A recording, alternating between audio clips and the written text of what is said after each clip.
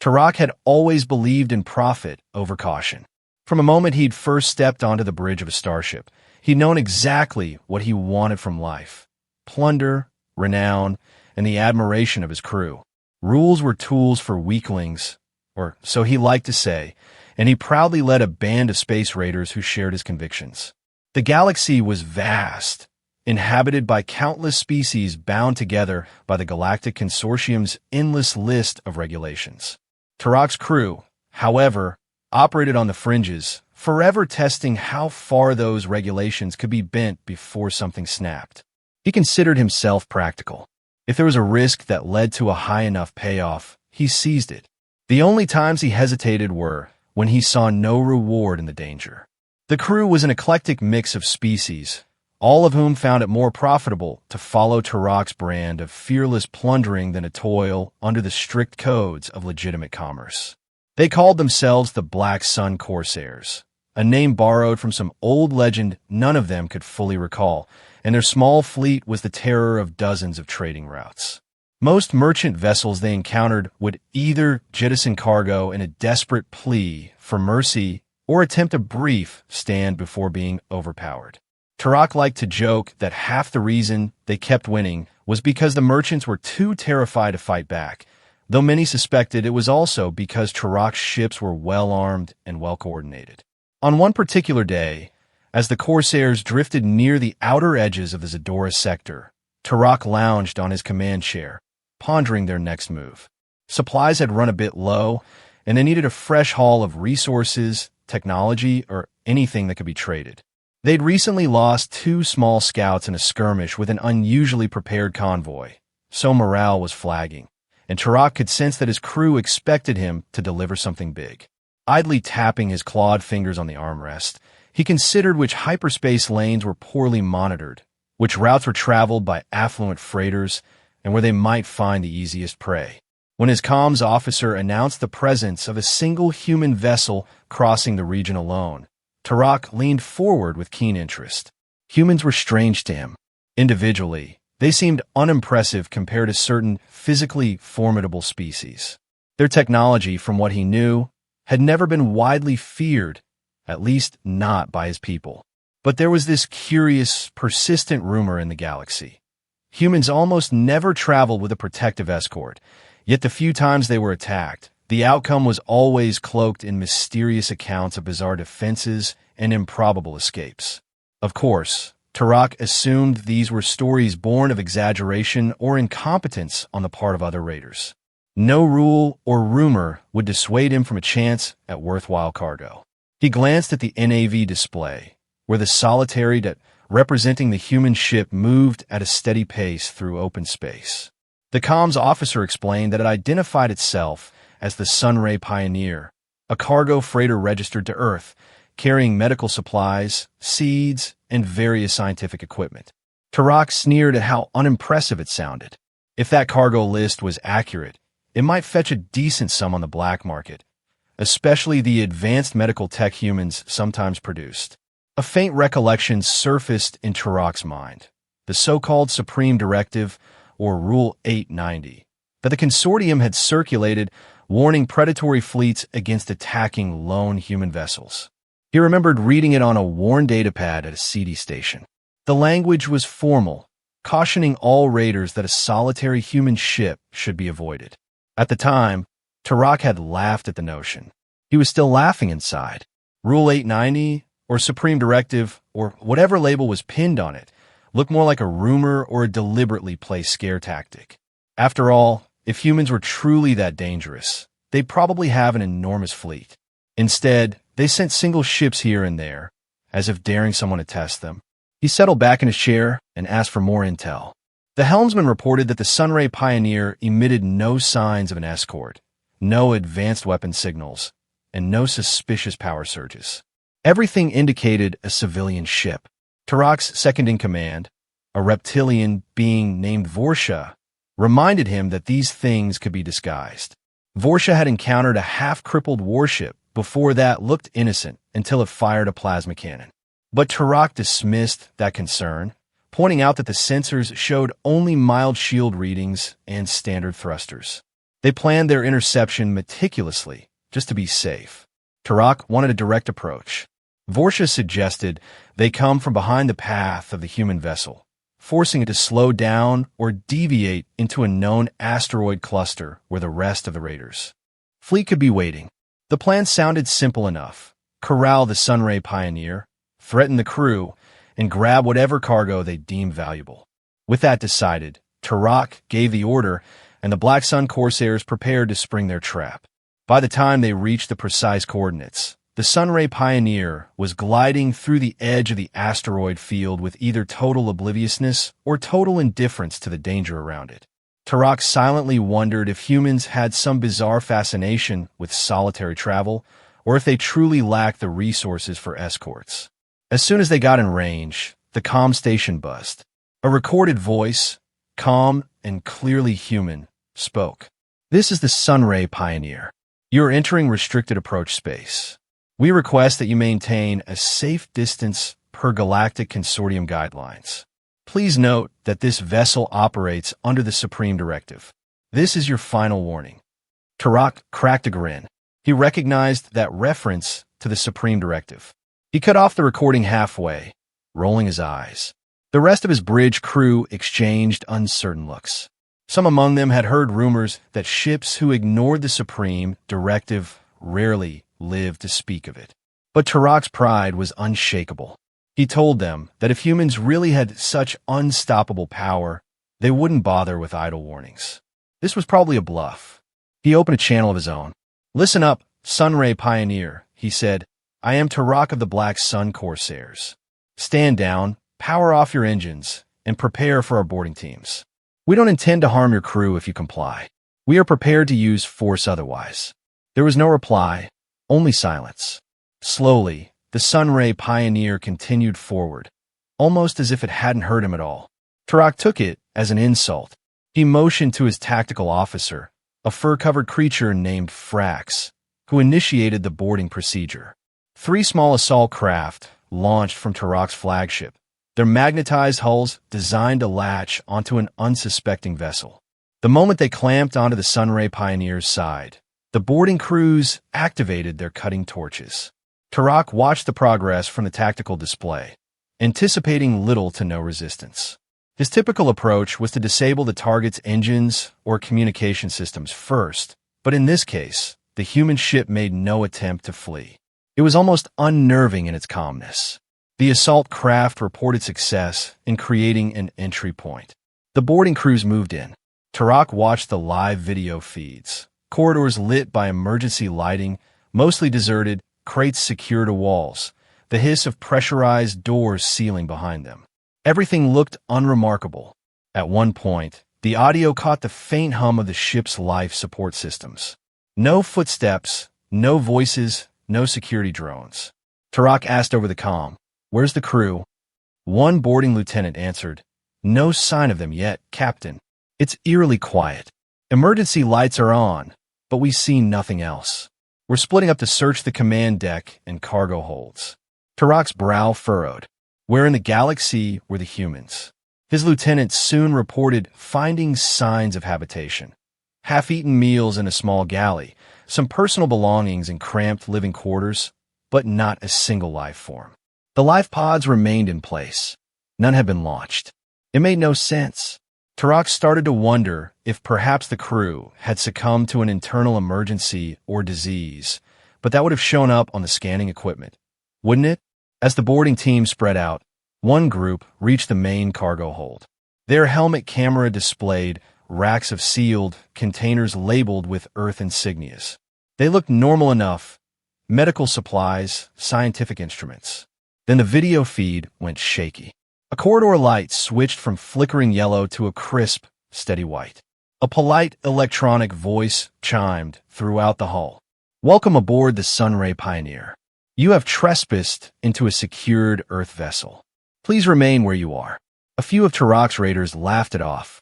They'd heard all sorts of automated warnings before, typically from old cargo ships that threatened dire consequences, yet had no real means to fight back.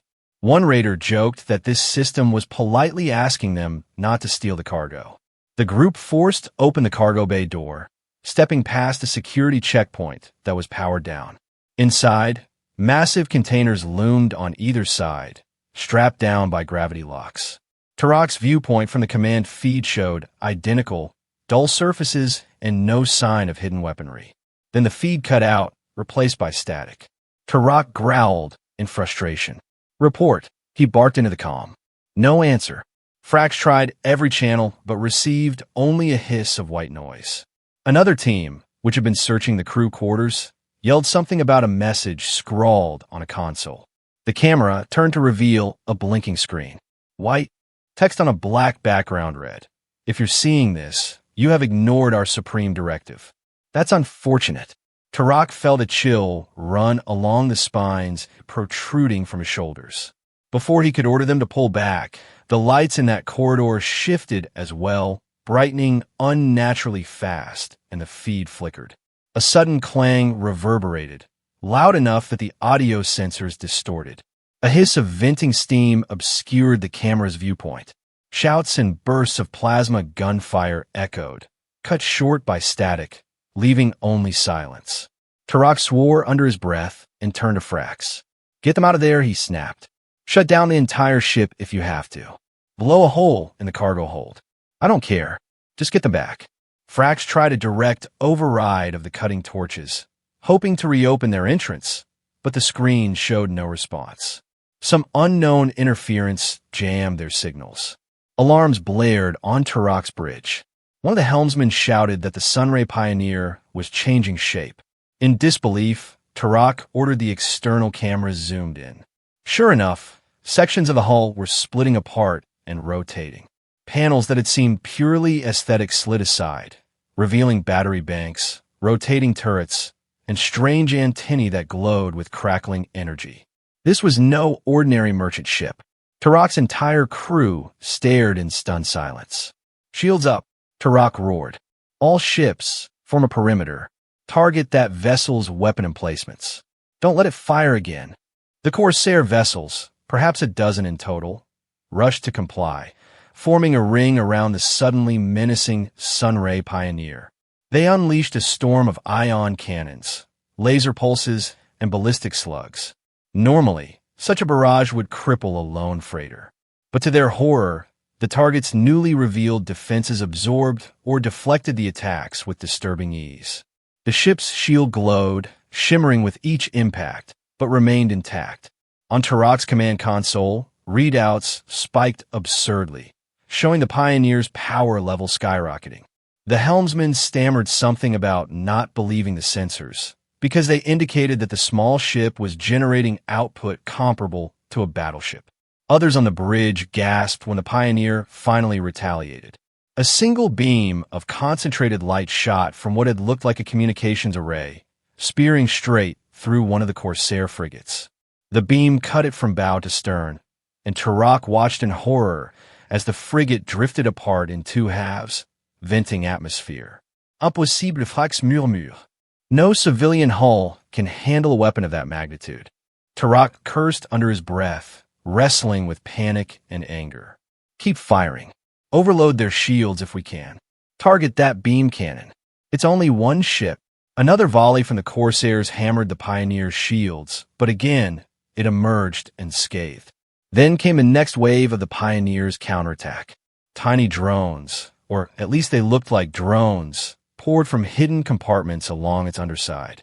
They propelled themselves rapidly across the darkness, each one too small for the Corsairs to lock onto easily.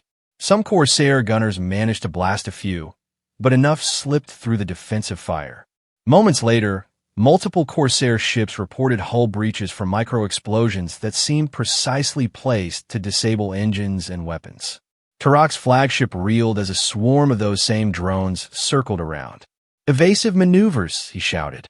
The pilot wove the ship away, narrowly avoiding a direct collision, but the drones still landed a few hits on secondary systems. Then the starboard sensors flickered out, leaving Tarak with partial vision of the field. More curses, more confusion. He looked at the tactical readout to see half his ships flickering or offline. He realized with a sinking feeling that the entire operation had been turned upside down in a matter of minutes. Not only had he lost contact with the boarding teams, dozens of his best raiders, but his once impressive array of ships was being methodically dismantled by a single vessel that had disguised itself as a harmless freighter. He thought about all the rumors about humans, about that so-called Supreme Directive. It wasn't a bluff, and Turok cursed himself for ignoring it. Meanwhile, inside the Sunray Pioneer, small squads of Turok's raiders were discovering firsthand what it meant to invade a ship that was more predator than prey. Many of them lay incapacitated in corridors where panels had shifted seamlessly, allowing robotic arms or newly revealed turrets to pin them down. Others had stumbled into sealed compartments that began to fill with incapacitating gas. Those few who tried to fight back found their plasma rifles overheated or jammed by localized electromagnetic pulses. The cargo hold itself had erupted with an array of mechanical constructs that moved with deadly precision, each step designed to take intruders by surprise. The boarding lieutenant who had first reported the deserted corridors managed to slip into an abandoned control room, searching desperately for a means to shut down the security systems. The interface, however, was alien to him, an advanced human-coded AI that refused to accept manual commands. The screen displayed a quiet message: unauthorized access detected. Defense protocol engaged. He hammered at the keys, but the controls vanished under waves of encryption. A final robotic voice told him kindly, "Thank you for visiting. Your presence is no longer required." He felt a surge of heat behind him and spun around to see a turret dropping from the ceiling. The feed from his helmet camera cut off an instant later. On the bridge of Turok's flagship, warnings continued to blare. Another Corsair ship had just lost all power after being hit by some kind of EMP wave. A few more had retreated out of range, their engines sputtering or their captains too afraid to remain close. Turok's fists clenched so hard that the ridges on his knuckles turned pale. He'd never felt such absolute helplessness, not even when he'd faced warships from major powers in the past. This was worse, because it came from a ship that was supposed to be easy prey. When the comm channel lit up again, Turok braced for more bad news. Instead, a calm, measured voice spoke. "Captain Turok of the Black Sun Corsairs, we advise you to cease hostilities immediately. We have minimized casualties so far. Further aggression will not be tolerated. You have trespassed on an autonomous Earth vessel operating under the Supreme Directive. Disengage or be neutralized." Turok's shock gave way to a trembling rage. Minimize casualties?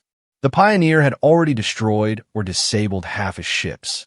Yet, oddly enough, some of those ships had been targeted in ways that spared their crews from catastrophic demise. The cuts had been too precise to be an accident. Turok knew he should cut his losses. He was a pragmatist, if nothing else.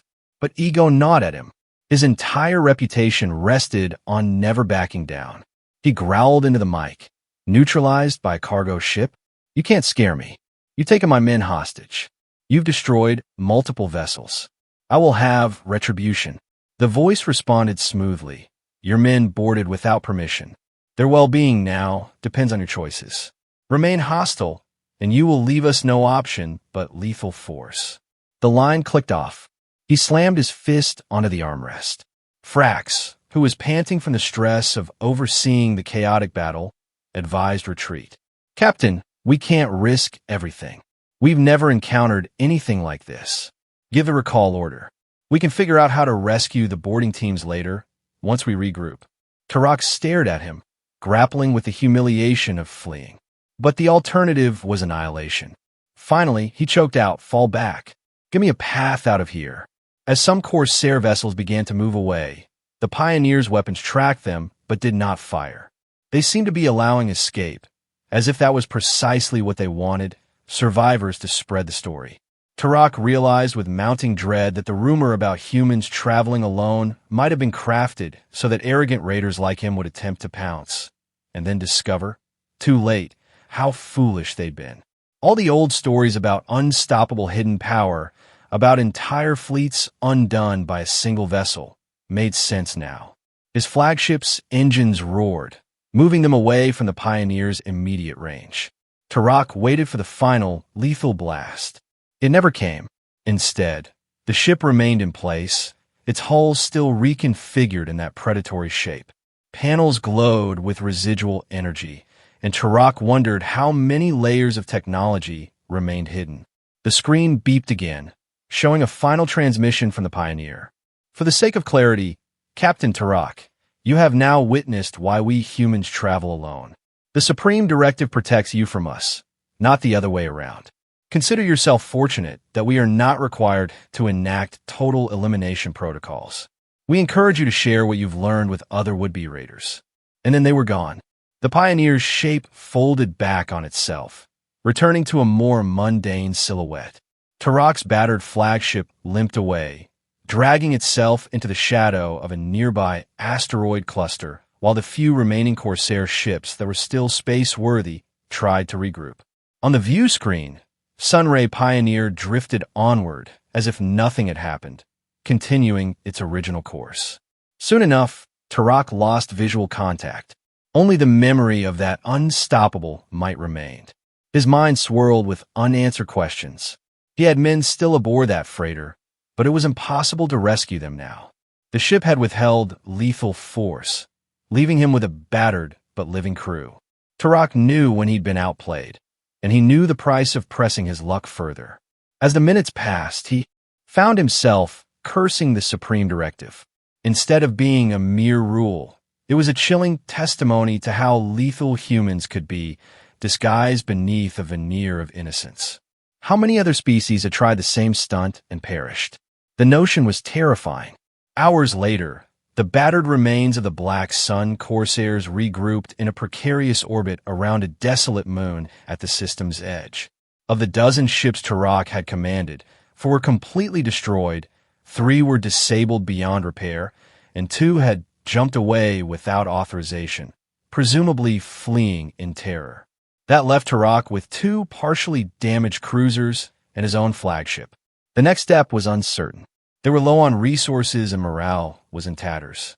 Some demanded he somehow save the boarders left behind, but Turok suspected that any attempt to re-engage would be suicide. Vorsha quietly approached Turok as he studied the flickering star maps in his private quarters. The captain's posture exuded defeat, though he tried to hide it behind a facade of grim resolve. Vorsha cleared her throat. "Captain," she said softly, "we need to find supplies. The flagship's engines won't last much longer without proper servicing, and we lost almost all our salvage fuel." Turok rubbed his brow ridges and nodded. Yes. One crisis at a time. We need a dock that won't ask too many questions. That small outpost in the Turin Belt might do." Vorsha eyed him carefully. "I'd also suggest you prepare an explanation. The crew is rattled. They want to know what in the stars we just encountered." Turok let out a bitter laugh. "What we encountered was our arrogance, multiplied by the cunning of the humans. You heard that voice. It practically told us they could have destroyed us with minimal effort. That was a warship disguised as a freighter, or maybe something even worse. And that Supreme Directive? It's no rumor. It's a real warning that we were too blind to heed." Vorsha hesitated, then said, "So you believe the rumors now?" Turok's scowl deepened. "I have no choice. I saw it. This changes everything." He planned a careful route to the Turin Belt, ordering the battered ships to maintain stealth protocols, as if the Earth ship might still be lurking somewhere, though the Pioneer had moved far beyond. On the journey, he tried to come up with a story that might save face, but there was no disguising the fact that they'd been beaten badly by a lone vessel. The pirates under his command would blame him, or possibly fear him less, and that spelled disaster for his leadership. A day later, they reached a ramshackle station that was notorious for welcoming smugglers and raiders with minimal questions. Turok got them permission to dock, paying an exorbitant docking fee. The station was filthy, a labyrinth of steel corridors. The local inhabitants included shady merchants, bounty hunters, and other undesirables. Turok found a medical bay for the wounded, then holed himself up in an old cargo hangar converted into cheap lodging. He needed time to think. News traveled fast, though. Before long, rumors circulated that the Black Sun Corsairs had tangled with a mysterious Earth ship and come off worst.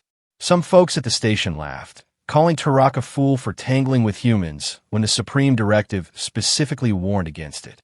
Others seemed concerned, as if the presence of such a powerful Earth vessel spelled doom for any who dared cross it.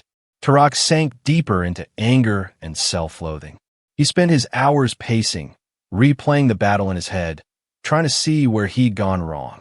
Was it in ignoring the Supreme Directive, or had he simply underestimated humans at a fundamental level? In an attempt to drown his thoughts, he went to the station's cantina, a dimly lit bar where travelers from across the galaxy mingled. The smell of sour alien liquors clashed with the haze of cheap smokesticks.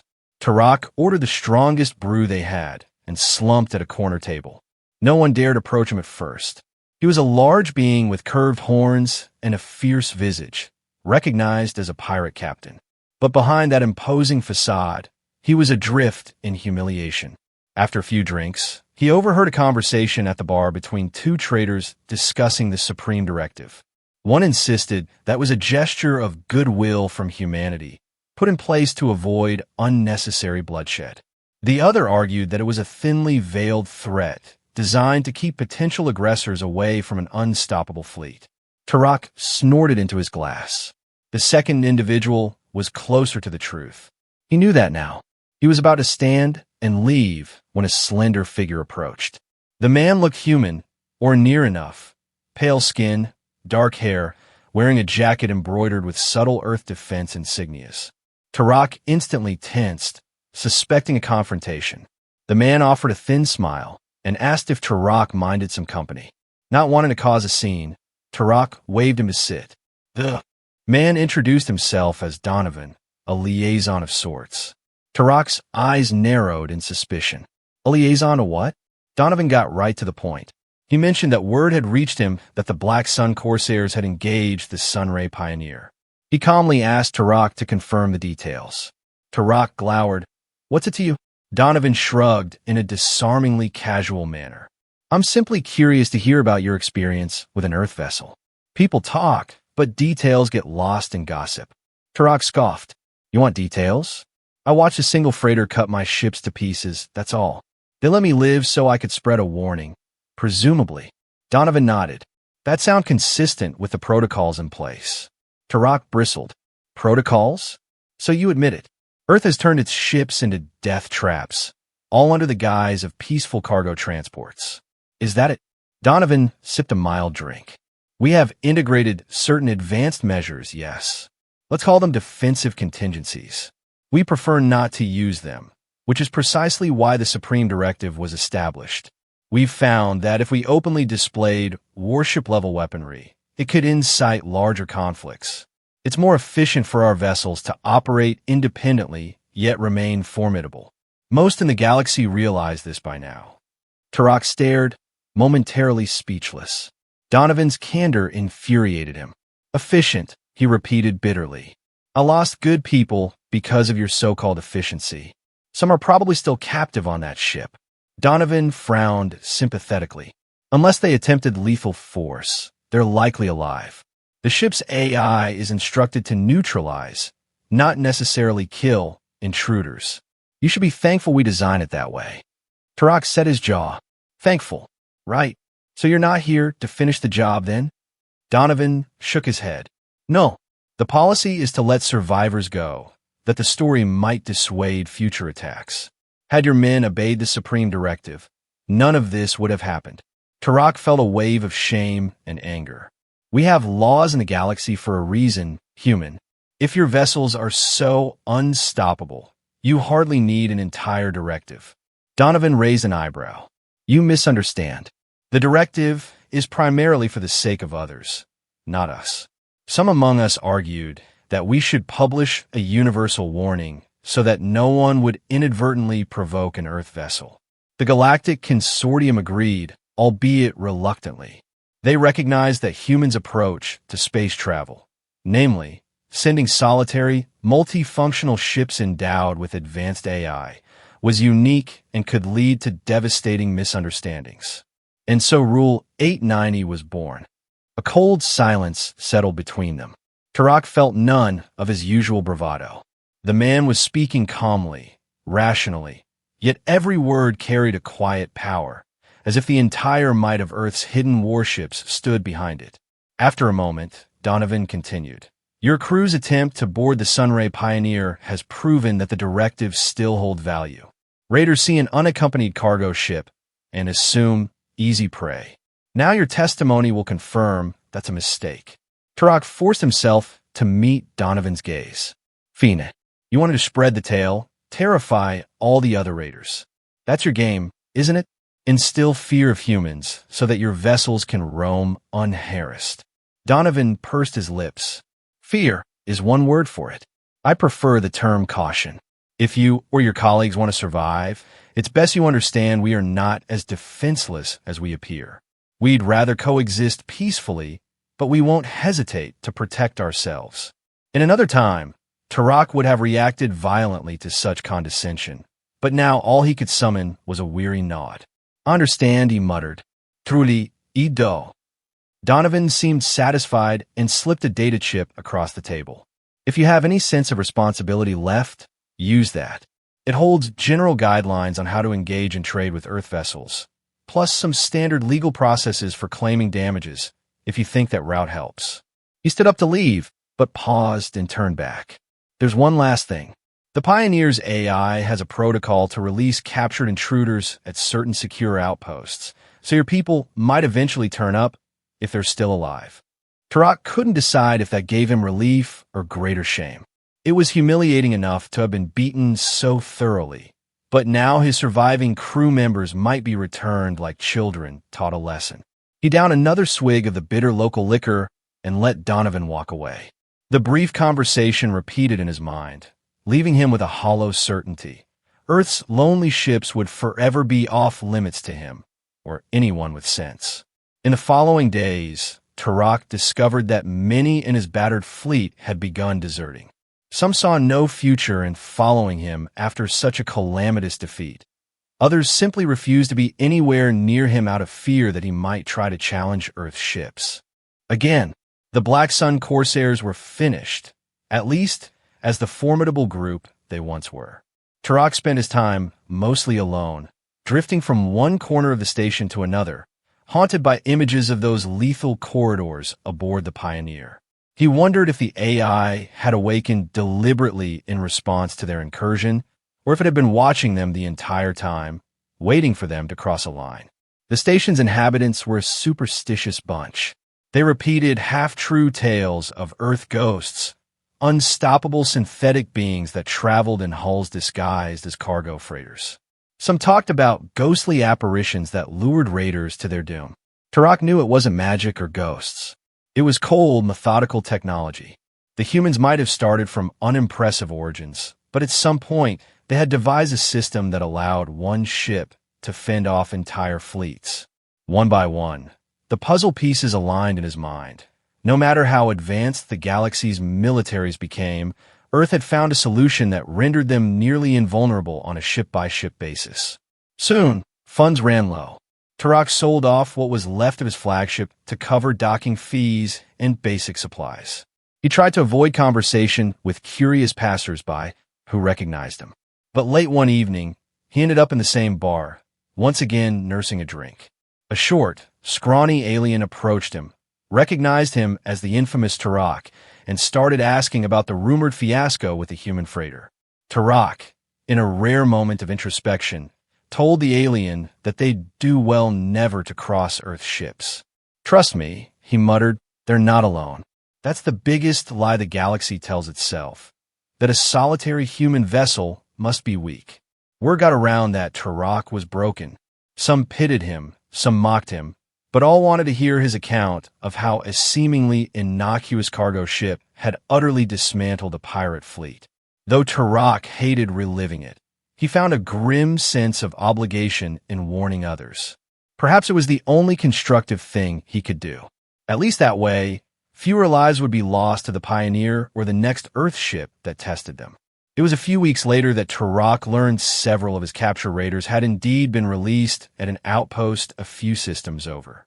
An encrypted message reached him through some middleman. indicating that the men were rattled but alive, sharing accounts of being trapped in tranquilizer fields or pinned by stasis beams, only to be offloaded at a remote station with minimal fanfare. The only directive from the Pioneers' AI had been that they spread the word that Earth's ships were not to be trifled with. Tarak let out a humorless chuckle. That fit the pattern. It seemed Earth's policy wasn't about destruction for its own sake. It was a carefully orchestrated demonstration of power that minimized needless killing while maximizing the deterrent effect.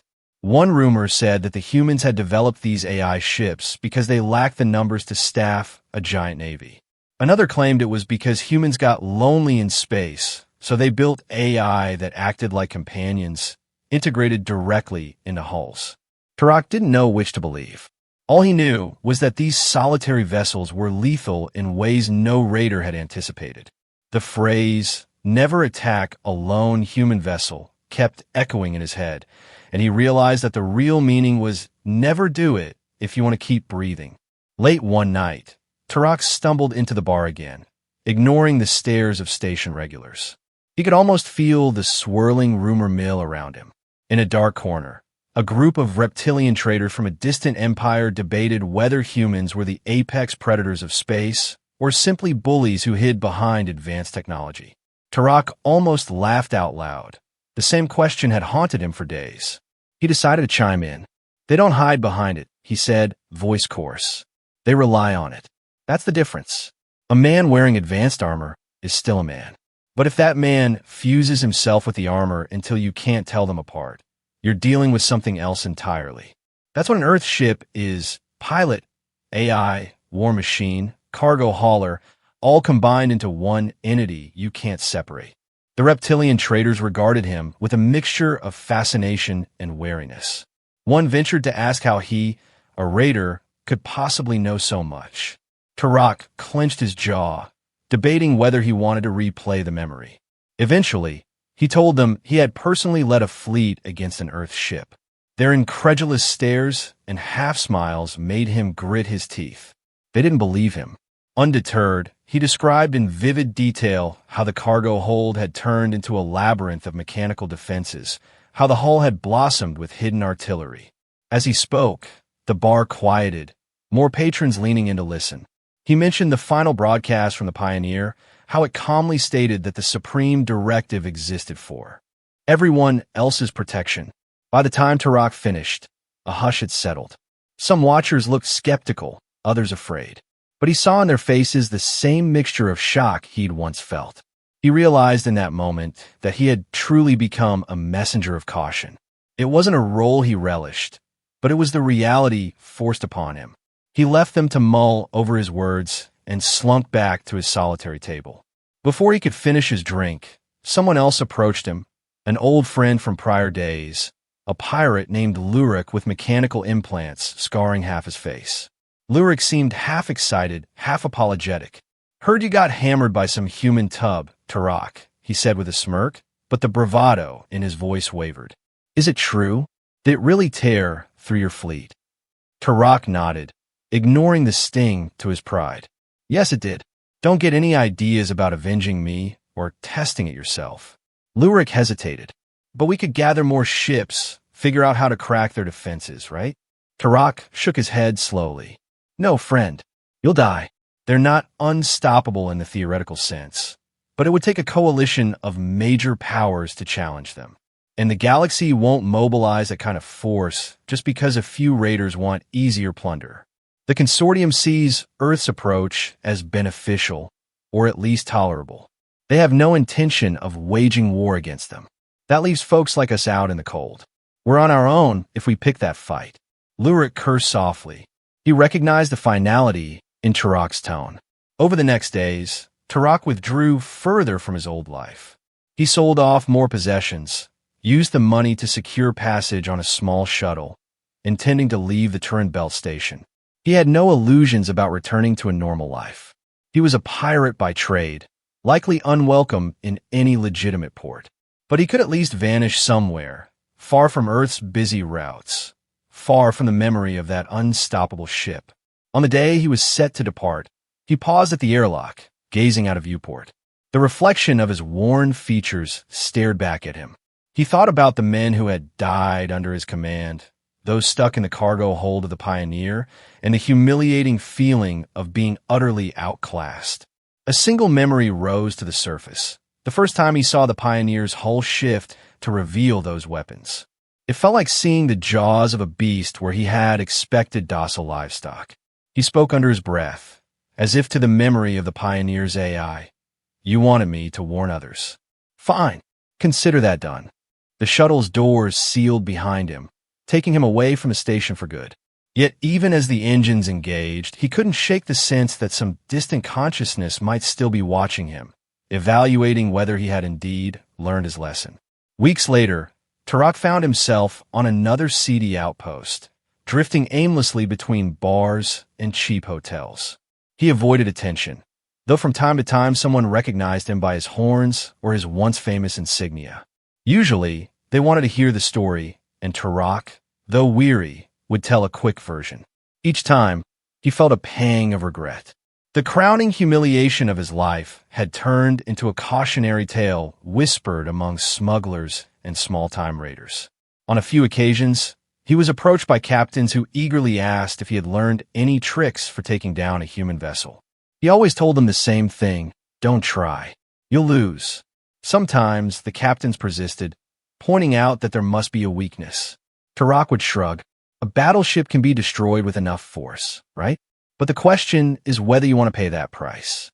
The humans hide inside these self-sufficient fortresses, each one integrated with an intelligence beyond any AI you've seen. Even if you found one, outnumbered it, you'd be hammered so badly you'd never profit. By the time you overcame it, if you overcame it, you'd be crippled, and that's if the rest of their kind didn't show up. You're better off leaving them alone.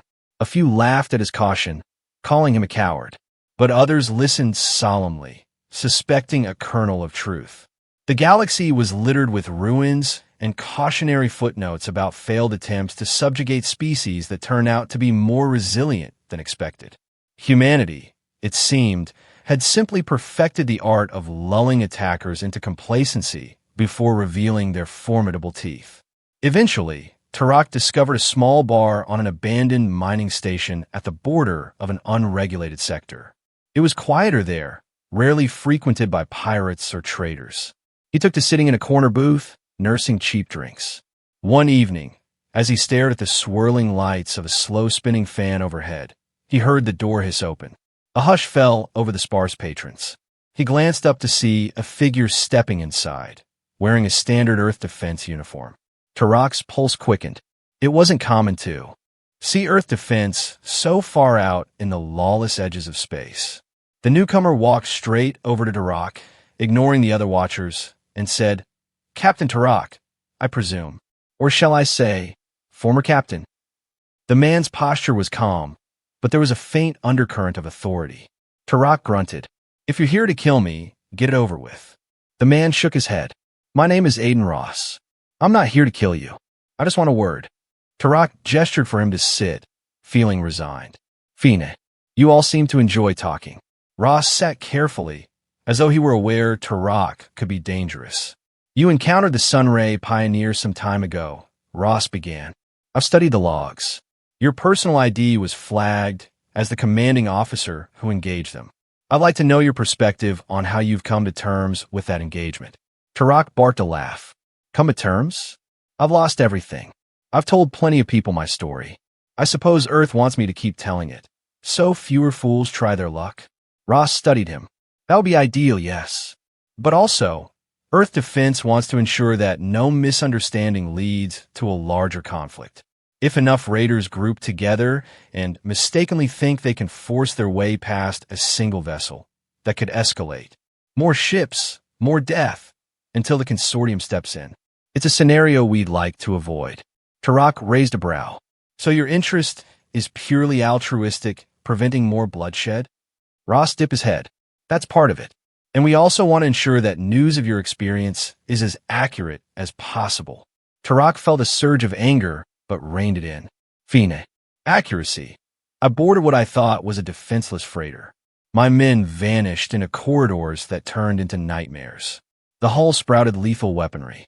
Half my fleet was destroyed, the rest crippled, and the Pioneer kindly allowed me to limp away, presumably so I'd spread fear.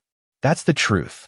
Ross tapped a small device on the table, presumably recording Turok's testimony. And do you hold any illusions about trying again, or telling others to try again? The question made Turok snort. I'm not suicidal. Neither is anyone with sense. Ross seemed satisfied. He stood and left a small cred stick on the table, payment for Turok's time and candor. Turok watched as the Earth Defense officer walked out, noticing that no one in the bar dared to move until he was gone. It struck him how, in the past, Turok might have tried to intimidate or extort a lone official. Now, the mere presence of a single Earth Defense officer was enough to keep him in check, because he understood the power behind that uniform. He felt a pang of shame, not just at losing, but at realizing how misguided his entire approach to life had been. Time passed. Turok lingered in that sector, drifting from station to station, drifting from job to job. Sometimes he provided menial services for small-time smugglers, ensuring he never again got involved in direct piracy. He regaled them with stories, offering the occasional laughter or stoic reflection about that day he had faced the Sunray Pioneer. The story became more polished each time he told it, but he never exaggerated. There was no need. The stark truth was impressive and horrifying enough. Gradually, Turok learned to live with the knowledge that Earth's lonely ships would keep plying the galactic routes, carrying cargo or supplies, or maybe even traveling without any cargo at all, just to see who might attack them. The dread of that possibility settled over him like a permanent weight. One morning, while adjusting to a new job in a shipping dock, he saw a battered old freighter with suspiciously plain markings. It reminded him so vividly of the Pioneer that he broke into a cold sweat. He had no way of knowing if it was another Earth ship, but he found himself giving it a wide berth, his instincts screaming not to go anywhere near it. On some nights, when the nightmares gripped him, Turok dreamt that he was back on the Pioneer, wandering those dim corridors, hearing mechanical clanks and electronic voices that seemed to come from everywhere at once. In the dream, he would find the cargo hold opening, revealing a vast metallic maw studded with rotating cannons. Then he'd wake in terror, heart pounding. He knew he'd never be the same man who once defied the galaxy's direst warning with a smile.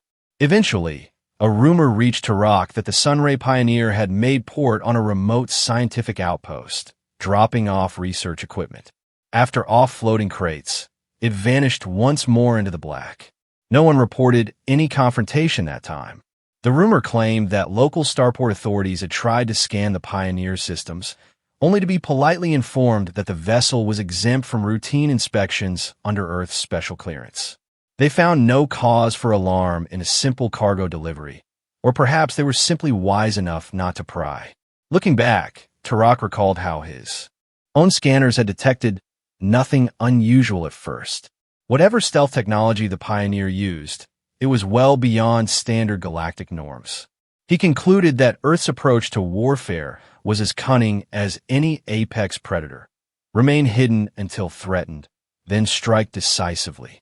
All that remained now was whether the rest of the galaxy would respect that hidden claw or continue to test it.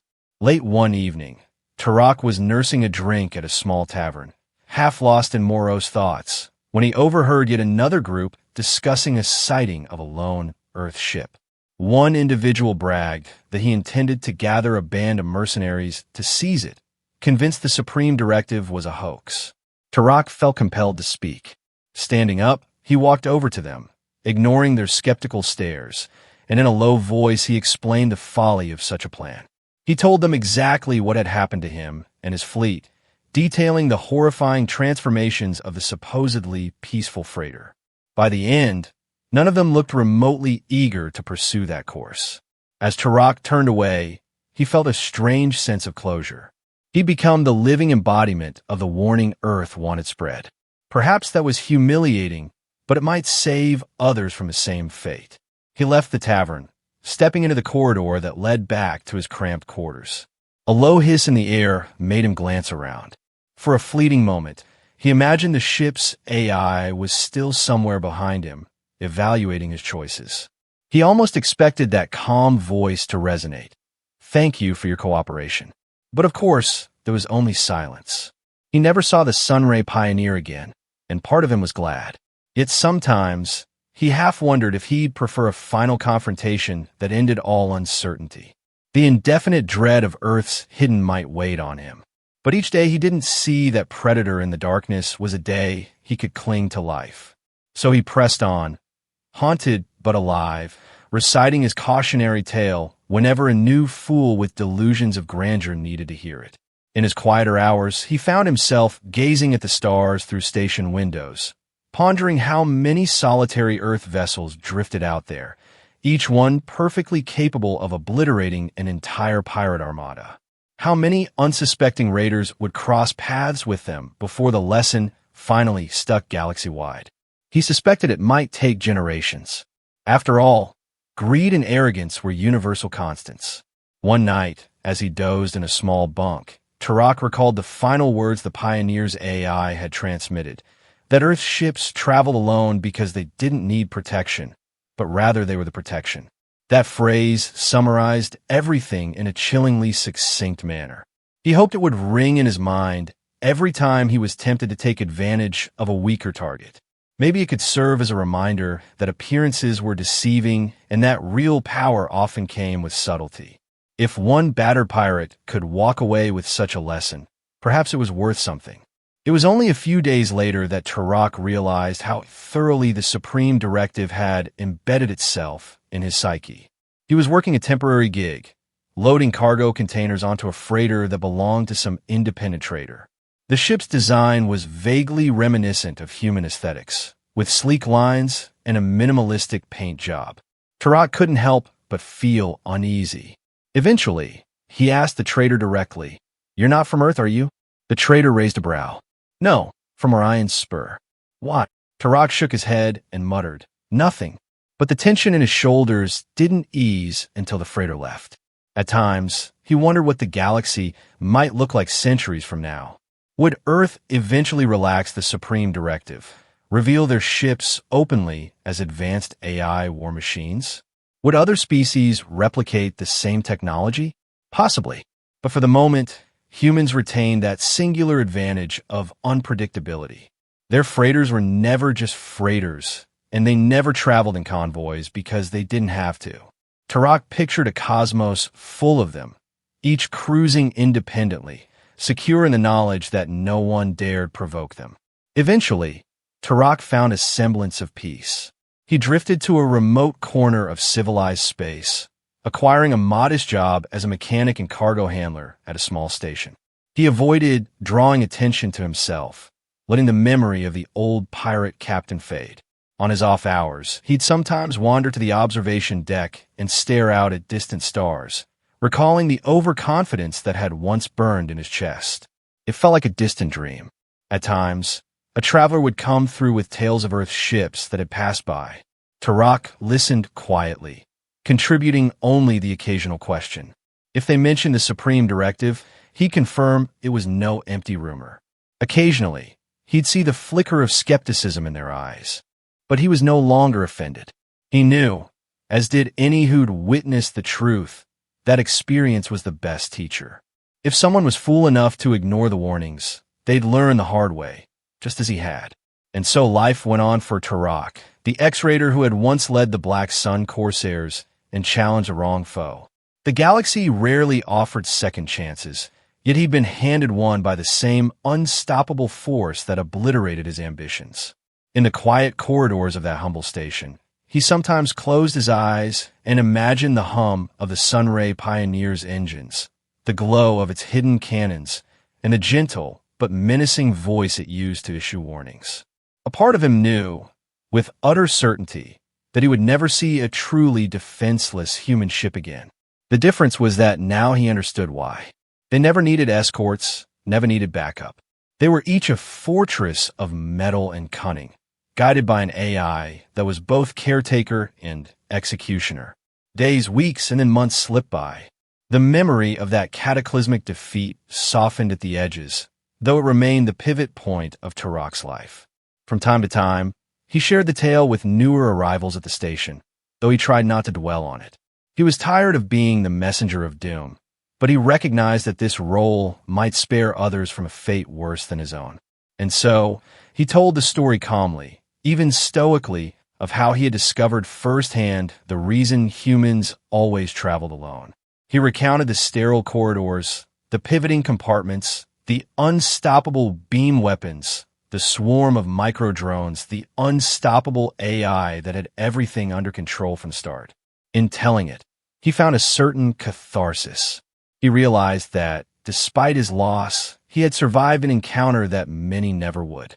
Perhaps that was the ultimate proof that the human stance was indeed one of defensive deterrence rather than outright destruction. They could have eradicated him and his men, but they left him breathing, carrying a cautionary torch. Each retelling was not just a warning to others, but a subtle acknowledgement that Turok, for all his failings, had been given the chance to walk away. He was, in a grim sense, their herald. Late one shift, after Turok had finished hauling crates in the station's cargo bay, he felt an inexplicable pull to check the star charts. The station's lounge had a large holomap showing inbound and outbound traffic, a courtesy to travelers. He scanned the manifest, spotting vessels from various worlds. And then he saw it. An Earth-registered cargo ship, the Aurora Dawn, scheduled to pass through the sector. Instinctively, Turok's heart pounded. Another solitary Earth freighter. A part of him longed to see it up close, to confirm if it concealed the same lethal secrets. But he had no illusions about repeating his mistake. He was far from the brash pirate who once believed he could claim any loot he wanted. So he simply watched as the Aurora Dawn's path lit up on the holomap. It glided by the station's sector, leaving after a short refuel. If there were any trouble, the station logs never recorded it. Life continued. Turok exhaled softly, shoulders sagging. For better or worse, the galaxy was as it was, and Earth ships were unstoppable ghosts, illusions of fragility that concealed monstrous capabilities. On that final note, Turok made his peace. He had walked away from a fateful encounter that had changed him forever. The shame, the terror, the confusion, they were part of who he now was. But the galaxy at large, with its endless swirl of commerce and piracy, went on.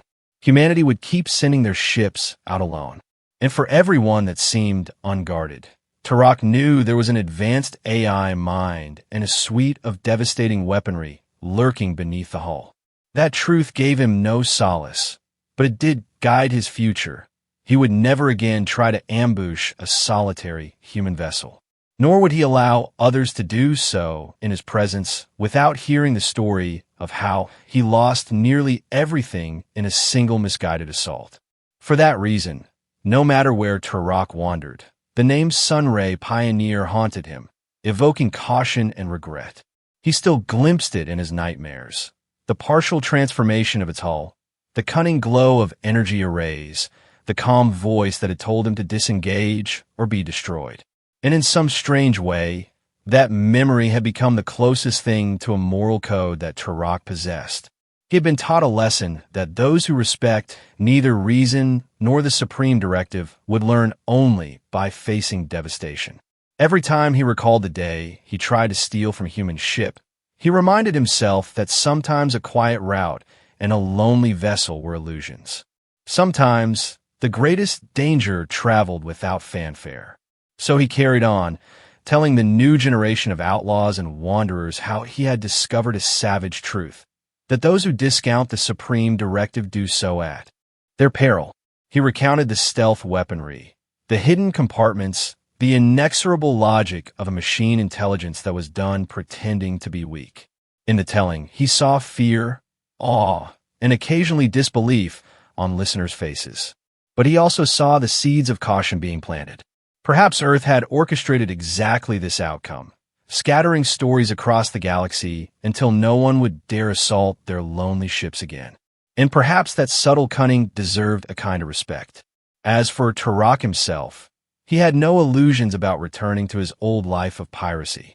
That path was closed, overshadowed by the memory of unstoppable human technology. But if the galaxy had given him a second chance, he would use it to keep other ambitious fools from repeating his mistake. On rare occasions, he found himself gazing at star fields beyond the station's windows, almost longing for the day when he might see the Sunray Pioneer again, if only to witness firsthand the power that had shaped his fate. But he suspected that if they ever did meet, there would be nothing left for him to say. His warnings had already been etched into the cosmic rumor mill. And so it was that Turok, once a proud raider who scoffed at every law and cautionary tale, became the man who understood best why human ships always traveled alone. It wasn't because they had no allies or no resources. It was because they had no need for either. Each solitary vessel was a fortress, an apex predator in the guise of prey, armed with intelligence that transcended conventional warfare. In the end, the lesson was carved into Turok's very being, a quiet, insistent refrain that he'd share with anyone who dared laugh at the supreme directive. He had learned the hard way, and if the galaxy had any sense, it would heed the warning before challenging Earth's lonely travelers again.